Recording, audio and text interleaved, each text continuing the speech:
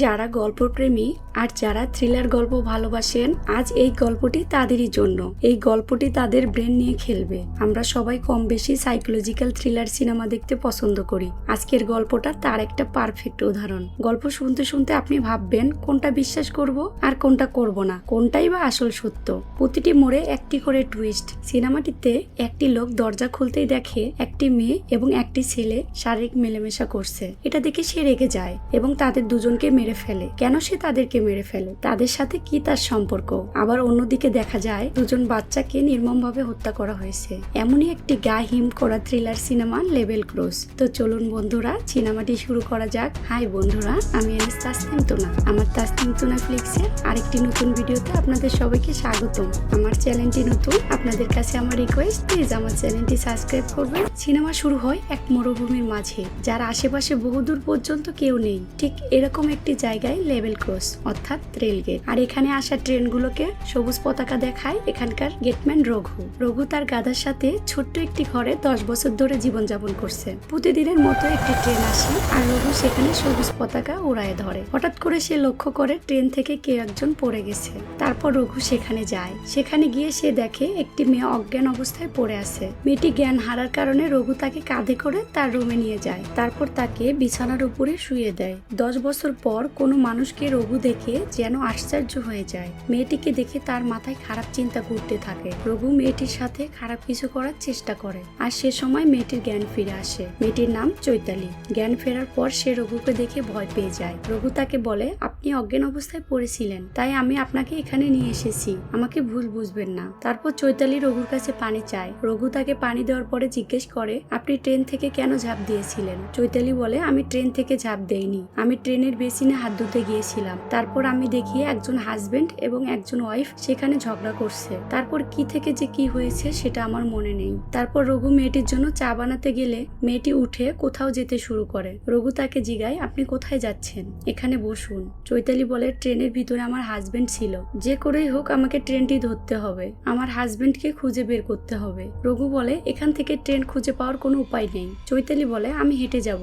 রঘু তাকে সাবধান করে দেয়। সে বলে, এখান থেকে হেঁটে যেতে অনেক সময় লাগবে। রঘুর কথা না শুনে সে হাঁটতে বেরিয়ে পড়ে। তারপর হাঁটতে হাঁটতে সে ক্লান্ত হয়ে জ্ঞান হারিয়ে ফেলে। রঘু তখন কিছু দূরে কুয়ো থেকে জল আনতে গিয়ে দেখে মেয়েটি অজ্ঞান হয়ে পড়ে আছে। রঘু তখন সেই মেয়েটিকে নিয়ে আবার তার বাসায় চলে আসে। জ্ঞান ফিরে চৈতালি দেখতে পায় সে রঘুর কাছেই আছে। তারপর রঘু তার জন্য খাবার নিয়ে আসে এবং বলে, দয়া করে এই খাবারগুলো খেয়ে নিন। চৈতালি তার হাজবেন্ডের টেনশনে খাবার খাচ্ছে না। রঘু বলে, আপনি টেনশন করবেন না, আমি আপনার হাজবেন্ডকে খুঁজে দিব। তারপর রাত হয়ে যায়। শোয়ার জন্য রঘু চৈতালিকে বিছানা করে দেয় আর রঘু ফ্লোরে শুয়ে পড়ে। পরের দিন সকালবেলা রঘু চৈতালিকে চা করে দেয়। রঘু বলে, এখানে একটা টেলিফোন আছে, যখন ট্রেন আসে এই টেলিফোনের ভিতরে কল আসে, আর কল আসলে আমি আপনার কথা বলে দিব, আপনি টেনশন করবেন না। বলতে বলতেই টেলিফোনে ফোন আসে। যেই মাত্র রঘু মেয়েটির কথা বলতে যাবে তখনই চৈতালি ফোনটা কেটে দেয়। তারপর চৈতালি রঘুকে বলে, আপনি কেমন মানুষ আমি তা জানতাম না, সেজন্য আমি আপনাকে মিথ্যা কথা বলেছি। আমি ট্রেন থেকে লাফ দিয়েছিলাম আমার স্বামীর অত্যাচার থেকে বাঁচার জন্য। আমি একজন সাইকিয়াট্রিস্ট ডক্টর। তারপর চৈতালি তার হাজবেন্ডের ব্যাপারে কথা বলতে শুরু করে। চৈতালির হাজবেন্ড যিশু ছিল চৈতালির পেশেন্ট। যিশু মানসিকভাবে ডিপ্রেশনে ছিল, কারণ তার প্রথম স্ত্রী কোনো কারণ ছাড়াই সুইসাইড করেছে। চৈতালি তার চিকিৎসা করে, তারপর সে নর্মাল হয়ে যায়। তারপর আমাদের দুজনের ভিতরে একটা ভালোবাসার সম্পর্ক তৈরি হয়। পরে আমি আমার ফ্যামিলির পারমিশন ছাড়াই আমরা দুজনে বিয়ে করি। এভাবে কিছুদিন আমাদের সংসার ভালোই যাচ্ছিল। হঠাৎ করে যিশু বদলে যায় আর সে ড্রাগস নেওয়া শুরু করে। সে ড্রাগস না পেলে আমার উপরে প্রচুর পরিমাণে টর্চার করতো। হঠাৎ একদিন সে আমারে চড় মারে। এসব কারণে আমি তাকে মেন্টাল হসপিটালে ভর্তি করেছিলাম। হসপিটালে তার একটি ডায়েরিতে আমি দেখতে পাই সে তার প্রথম স্ত্রীকে হত্যা করেছে। তখন থেকে আমি ভয় পেয়ে যাই। তারপর যিশু তার পিছনে চলে আসে। সে এসে বলে, আমি আমার প্রথম স্ত্রীকে মেরে ফেলেছিলাম কারণ সে আমাকে পাগল বলতো, আর তুমি আমার সত্যটা জেনে গেছো, এজন্য আমি তোমাকে মেরে ফেলবো। এজন্য সে আমাকে ট্রেনে করে বহু দূরে নিয়ে যাচ্ছে মেরে ফেলার জন্য।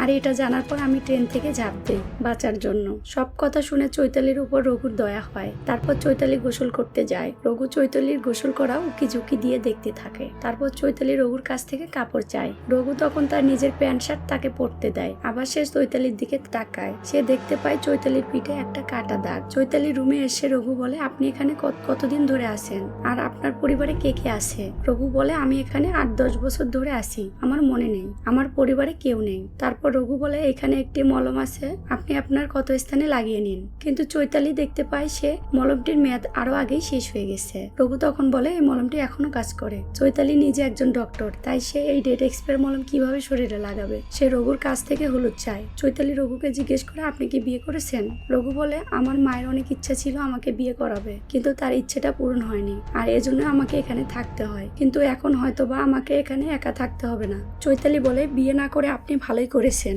রঘু চৈতালিকে বলে, মলমটা আপনার পিঠে লাগিয়ে নিন। চৈতালি বলে, আমার পিঠে ক্ষত আছে, আপনি কিভাবে জানলেন? রঘু কোনো উত্তর দেয় না। চৈতালি বলে, এরকম আরো আমার শরীরে অসংখ্য ক্ষত আছে, যেগুলো আমার ভালোবাসার প্রতিদান। চৈতালি কাঁদতে থাকে। রঘু বলে, টেনশন করবেন না, এখানে কেউ আসবে না, আর যদি কেউ আপনাকে নিয়ে যেতে চায় আমি আপনাকে রক্ষা করব। চৈতালি তখন স্বাভাবিক হয়। সে রঘুকে বলে, আজকে আমি রান্না করব, আপনি সব জিনিসপত্র আমাকে এনে দেন। রঘু তখন সব জিনিস তাকে এনে দেয়। আর তখনই টেলিফোন বেজে ওঠে।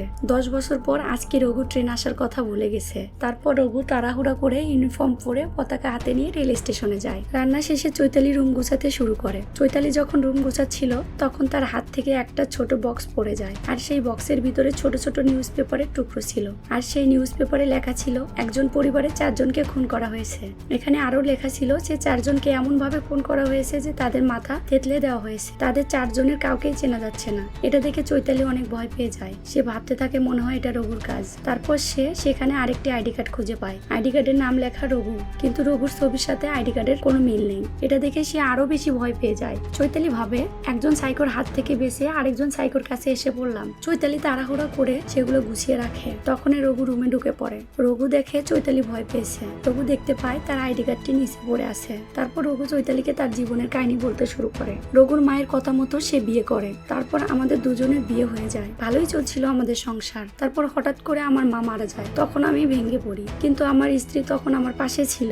বিয়ের 1 বছর পর আমাদের একটি বাচ্চা হয়। 2 বছর কেটে যাওয়ার পর আমাদের আরেকটা মেয়ে সন্তান হয়। তারপর হঠাৎ কিছুদিন পরে অনেক বন্যা হয়। আমার সব ক্ষেতের ফসল ডুবে যায়। আমি অনেক ক্ষতিগ্রস্ত হয়ে পড়ি। আমার যা জমানো ছিল সব শেষ হয়ে যায়। তারপর আমরা সিদ্ধান্ত নিই আমরা আর কোনো বাচ্চা নেব না। তারপর আমি ইচ্ছে করে ডক্টরের কাছে যাই বেবি কনসেপ্ট যেন না হয় সে ব্যাপারে কথা বলতে। ডক্টর আমাকে বলে সেটা করার প্রয়োজন নেই, আমি নাকি কোনোদিন বাবাই হতে পারবো না। এই কথা শুনে আমার মাথায় যেন আকাশ ভেঙে পড়ে। আমি ডক্টরকে বলি, আপনি রিপোর্টগুলো ভালো করে চেক করুন, আপনার কোথাও ভুল হচ্ছে। আমি বলি, আমার তো 2 জন সন্তান আছে, কিন্তু ডাক্তার বলে আমার কোথাও ভুল হয়নি। আমি সবকিছুই বুঝতে পেরে যাই। তখন আমি বাড়ি আসি, দেখতে পাই আমার ওয়াইফ এবং তার কাজিন শারীরিক মেলামেশা করছে। আমি তাদের 4 জনকেই মেরে ফেলেছি। তারপর আমার সাথে রঘুর দেখা হয়। সে আমাকে এখানে থাকতে দেয়। হঠাৎ করে সেও হৃদরোগে মারা যায়। তখন থেকে আমি এই ক্রসিং দেখাশোনা করি। আর তুমি যে নিউজ পেপার দেখছো, এই নিউজ পেপারের অংশগুলো রেখে দিয়েছিলাম আসলে পুলিশ এই কেসটা কিভাবে সমাধান করে সেটা দেখার জন্য। রঘু কাঁদতে কাঁদতে বলে, আমার স্ত্রী আমার মাকে মেরে ফেলেছে